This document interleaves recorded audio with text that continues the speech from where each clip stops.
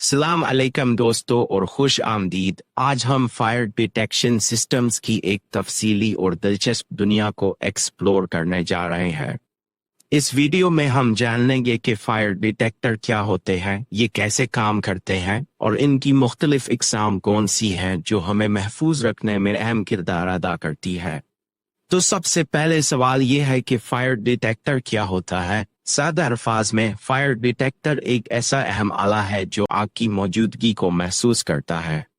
जब ये आग को डिटेक्ट करता है तो फौरन एक सिग्नल भेजता है जिससे इमारत में मौजूद लोगों को खबरदार किया जाता है और फायर डिपार्टमेंट या कंट्रोल रूम को भी इत्तला दी जा सकती है। ये सिस्टम आग की मुख्तलिफ अलामात जैसे धुआं, गर्मी, शैले और हत्ता के इंफ्रारेड और अल्ट्रा वायलेट श्याओं को भी पहचान सकता है। इसका बुनियादी मकसद अलार्म को एक्टिवेट करना है ताकि फौरी कार्रवाई की जा सके और नुकसान को कम किया जा सके। अगर हम फायर अलार्म सिस्टम को देखें तो इसके दो बुनियादी हिस्से होते हैं। पहला इनपुट डिवाइसेस और दूसरा अलार्म पैनल। इनपुट डिवाइसेस में डिटेक्टर्स, मैनुअल कॉल पॉइंट्स यानी पुलिस स्टेशंस और फ्लो स्विचेस शामिल होते हैं। ये सिस्टम की आंखें और कान होते हैं जो किसी भी खतरे की सूरत में सिग्नल मरकजी अलार्म पैनल को भेजते हैं। अलार्म पैनल इन सिग्नल्स को प्रोसेस करता है और फिर एक्शन लेता है, जैसे होटर्स, स्ट्रोब लाइट्स और बेल्स को एक्टिवेट करना। इसके अलावा ये स्प्रिंकलर सिस्टम जैसे खुदकार फायर फाइटिंग सिस्टम्स को भी चला सकता है या इमरजेंसी सर्विसेज को सिग्नल भेज सकता है, यानी ये एक मुकम्मल इंटीग्रेटेड सेफ्टी नेटवर्क होता है।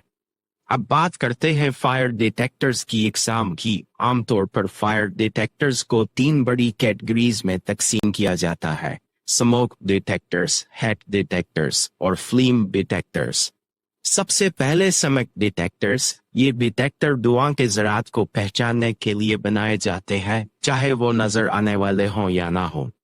इनकी दो अहम इकसाम है। पहली आयनाइजेशन स्मोक डिटेक्टर। इनमें एक छोटी मिकदार में रेडियो एक्टिव मादा, आमतौर पर अमरेशियम 240 इस्तेमाल होता है, जो दो चार्ज प्लेट्स के दरमियान रखा जाता है। इससे एक आयनाइज चैम्बर बनता है जिसमें एक हल्की बरकी रो बहती रहती है। जब धुआं इस चैम्बर में दाखिल होता है तो ये आयंस के बहाव को मुतासर करता है, जिससे करंट कम हो जाता है और अलार्म एक्टिवेट हो जाता है। ये खास तौर पर तेजी से भड़कने वाली आग के लिए बहुत मौसर होते हैं। दूसरी किस्म ऑप्टिकल या फोटो इलेक्ट्रिक स्मोक डिटेक्टर। ये रोशनी के असूल पर काम करते हैं। इनमें एक लाइट सोर्स और एक सेंसर होता है। इसकी भी दो इकसाम होती हैं। Light obscuration type. इसमें लाइट सोर्स और सेंसर आमने सामने होते हैं। नॉर्मल हालत में रोशनी सीधी सेंसर तक पहुंचती है, लेकिन जब धुआं आता है तो रोशनी का रास्ता ब्लॉक हो जाता है, जिससे अलार्म ट्रिगर हो जाता है।